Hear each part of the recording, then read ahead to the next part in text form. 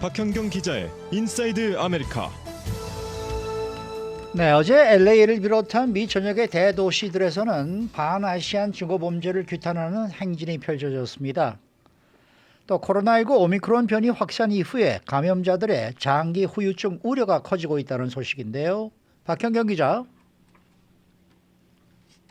박 기자님. 네, 안녕하십니까. 네. 어제 이 반아시안 증오 범죄를 규탄하는 대규모 행진이 전국 각 도시에서 곳곳에서 벌어졌습니다. 네, 어제 반아시안 증오범죄 규탄 행진은 샌프란시스코를 중심으로 해서 미 전역 대도시에서 개최됐습니다. 캘리포니아주에서는 샌프란시스코와 함께 이곳 LA에서도 열렸고요. 그 밖에 뉴욕, 애틀란타, 필라델피아, 그리고 시카고 등에서 어제 이 반아시안 증오범죄를 규탄하는 행진이 열렸습니다. 미 전역에서 수백 명의 주민들은 거리를 채우고 아시안 아메리칸을 공격하고 괴롭히는 일에 더 이상 침묵하고 있지 않을 것이란 목소리를 높였습니다. 네. 어제 이렇게 반아시안 증오 범죄를 규탄하는 행진이 전국적으로 진행된 이유가 있습니까? 네, 샌프란시스코에서 증오 범죄로 아시안 남성이 사망한 지 일주기를 맞아 열린 겁니다.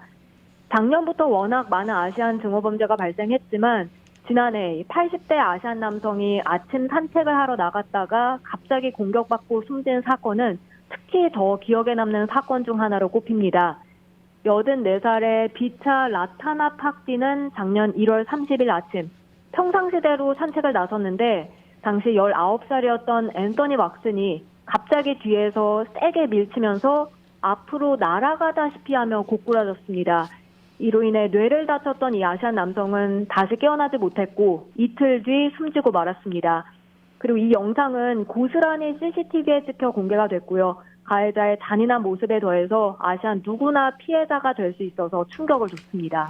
어제 이 행진에 참석한 유가족들은 1년이 지난 지금도 잊혀지지 않는 이 슬픔과 아픔을 공유했다라는 소식인데요. 네, 이 숨진 남성의 딸은 아버지와 함께한 사건 전날 밤을 기억했습니다. 49살 몬타누스 라타나 팍디는 아버지와 함께 뉴스를 보고 나서 볼에 굿나잇 키스를 나누고 잠자리에 들었다 하는데요. 그 다음날 아침 아버지는 일어나서 산책을 갔다가 이 미국에서 일어나는 그 아시안 증오범죄의 피해자가 된 겁니다. 몬트라누스는 어제 행진에 참석해서 아버지를 추모했습니다. 타일랜드 출신인 아버지는 자신이 미국에서 교육받도록 해줬고 그의 어린 손자들을 더없이 아꼈다면서 사람들이 그의 온화한 모습을 기억하길 어제 행진에서 바랐습니다. 현재 샌프란시스코 교육부 음식안전검사관으로 일하는 몬타누스는 다른 그 누구도 자신이 겪은 고통을 반복해 경험하지 않길 바란다면서 아버지의 죽음이 헛되지 않기를 진심으로 반다고 강조했습니다. 그리고 런던 브리즈 샌프란시스코 시장 비롯해서 각계각층 리더들 또 수백 명의 주민들이 어제 행진에 참석해서 몬타누스의 말에 귀 기울이고 함께 추모하고 아시안 증오 범죄를 규탄했습니다. 네. 그런데 라파나 팍디가 목숨을 잃은 지 1년이 지났습니다마는 여전히 미국에서는 아시안 증오 범죄가 끊이지 않고 있는 거 그게 문제 아니겠어요? 맞습니다. 그 후에도 수없이 발생했고요. 기억하시겠습니다만 가장 최근엔 이달 뉴욕 지하철에서도 아시안 증오 범죄가 발생했었죠.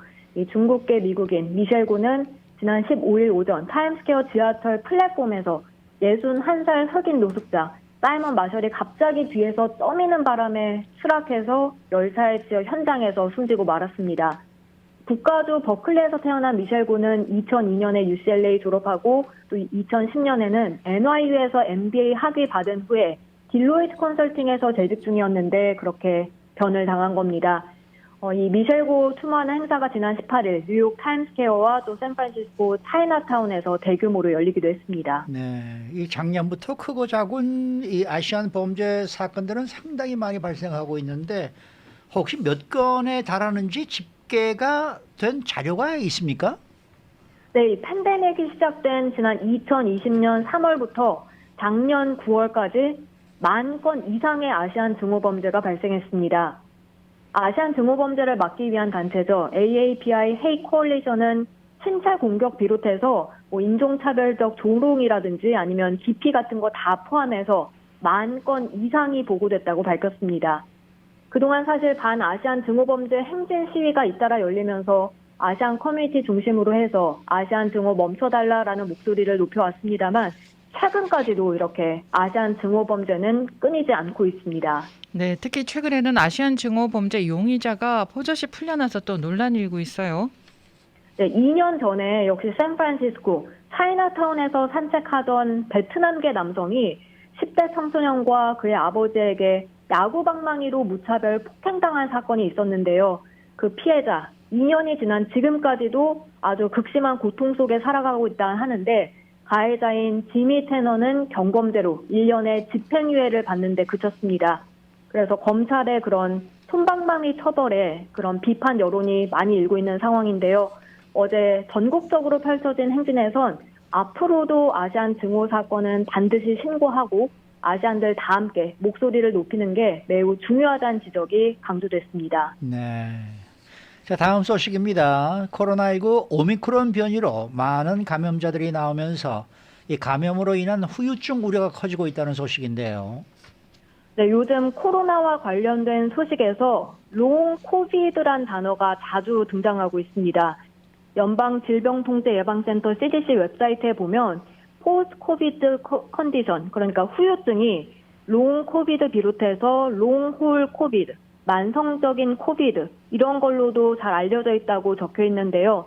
그러니까 롱 코비드라는 게 코로나 감염 후 후유증인데 오랜 기간 장기적으로 후유증이 나타나는 걸 뜻합니다. 그리고 AP통신은 오늘 감염자 3분의 1 이상이 이렇게 롱 코비드를 겪는다고 의료계의 추산을 소개했습니다. 증상으로는 피로감, 기억력이나 사고력 저하 등이 있고요. 그리고 미각이나 후각을 상실한다든지 호흡 곤란이 온다든지 이런 것도 보고되고 있습니다. 뿐만 아니라 불면증, 우울증, 불안감 등 역시 흔하게 발견됩니다. 이런 롱 코비드, 후유증은 감염 뒤 증증을 알아서 병원에 입원한 환자들에게서 자주 발생하지만요. 그렇지만 코로나에 감염돼 가벼운 증세만 겪고 넘어간 그런 환자에게서도 나타나는 걸로 알려지고 있습니다. 네, 그러면 왜 이런 후유증이 생기는 건가요? 사실 이 롱 코비드의 정확한 원인은 아직 밝혀지지 않았고요. 이런 상황에서 여러 분석들만 제기되고 있습니다. 먼저 초기 감염 이후에 바이러스가 몸 안에 계속 남아서 염증을 불러일으키거나 바이러스가 잠복해 있다가 재활성화하면서 후유증을 유발한다는 분석이 있습니다. 그리고 코로나19를 앓은 뒤에 자가 면역 반응이 생기면서 후유증이 생긴다는 가설도 있고요. 보통 이제 바이러스 같은 그런 병원체에 감염되면 몸 안에 항체가 생겨서 후속 감염을 차단하는데 코로나19 회복한 뒤에 생긴 자가 항체가 정상적인 자기 세포를 이제 외부에서 온 걸로 오인해서 공격한다는 설명입니다. 다른 한편에선 코로나19가 미세한 혈전, 이 핏덩어리를 생성해서 뇌졸중, 심장마비 같은 후유증을 유발한다는 분석도 있습니다. 이 전문가들은 오미크론 변이로 이 감염자가 늘자 이에 따른 후유증 환자 급증에도 대비를 해야 한다라고 제안을 했죠. 네, 아무래도 코로나 후유증을 많이 앓게 되면 그게 단순히 개개인뿐만이 아니라 사회적으로 또 경제적인 활력까지 떨어뜨릴 수 있기 때문입니다. 그런데 아직까지는요, 롱 코비드를 치료하기 위해 특별히 승인된 치료법은 없습니다. 그래서 일부 환자들은 그냥 물리치료 받거나 아니면 진통제, 다른 약물 같은 거 투약하면서 치료를 대신하고 있는데 하지만 학계 일각에선 코로나19 백신이 롱 코비드의 새로운 치료법이 될 가능성에 주목하면서 연구를 진행하고 있습니다. 면역 생물학자인 아키코 이와사키 예일대 교수는 일부 롱 코비드 환자가 백신을 접종한 뒤에 증상이 호전됐다고 보고받은 이후에 관련 연구에 착수했습니다. 그리고 최근에는 감염되기 전에 백신을 접종하면 롱 코비드 위험이 작아진다는 연구 결과도 나왔는데요. 사실 전문가들은 많이 긍정적으로 평가를 하고 있지만 아직까지 정확한 그런 결과는 나오지 않고 있는 상황입니다. 네, 수고 많으셨습니다. 네, 감사합니다. 박현경 기자였습니다.